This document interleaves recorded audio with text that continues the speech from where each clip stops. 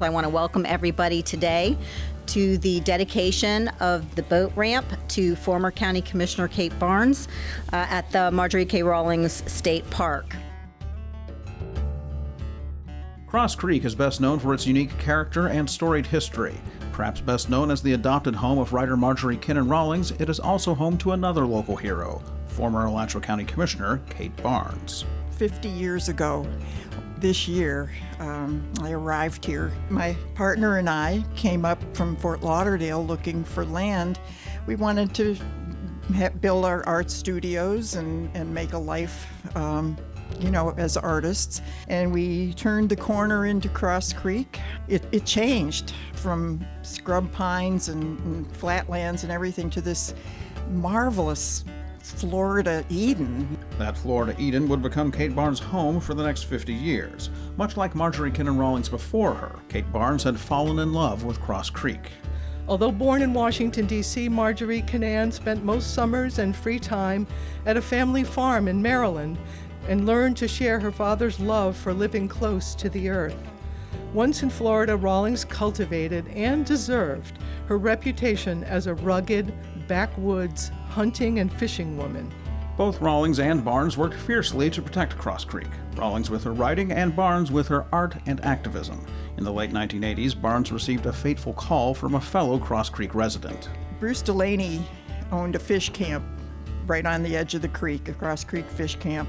And one day I was working in my studio and I got a call from him, and he said, is there any way you could get to a meeting down at the school board with this development that wants to come in here and talk about fateful words? He said, I can't leave the business, so could you go? And I said, sure. So talk about walking into a windstorm. I walked into the room, and there was this enormous map. It was thousands and thousands of acres, and at build out would have been 200,000 people right here. It was hotels, it was a utility company, it was marinas, it was golf courses, it was a big commercial center. And Kate was literally one of the one or two people who showed up at the first meetings where this group of folks were explaining what they were going to do and just assumed everybody would want it.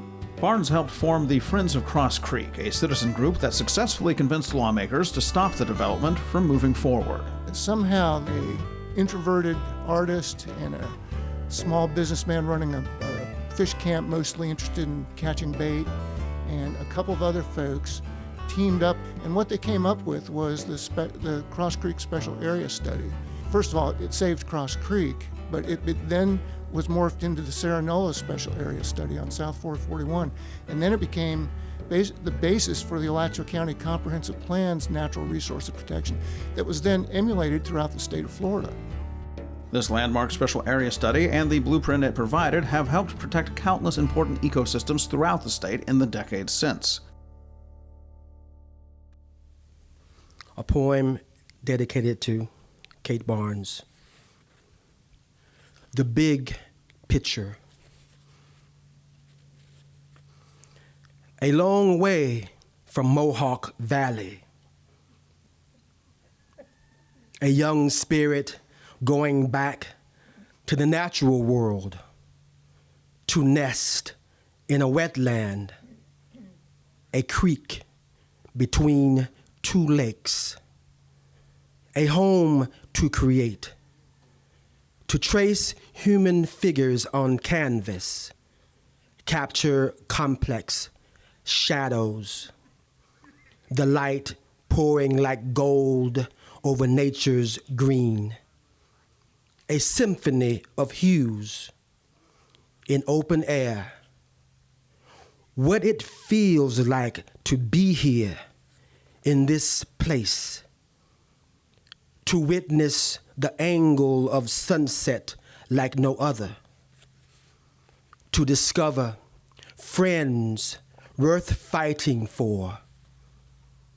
17 Sisters, Samson Point, Cypress Island, Little Hammock, Burnt Island, Grassy Point, and 20 brothers. to be gifted a glimpse of the coming nightmare and trauma. What the land must feel when dug into by the uncaring claws of commerce. To wonder, what will the shoreline look like in 100 years? To see the big picture when reminded just how much a dollar costs.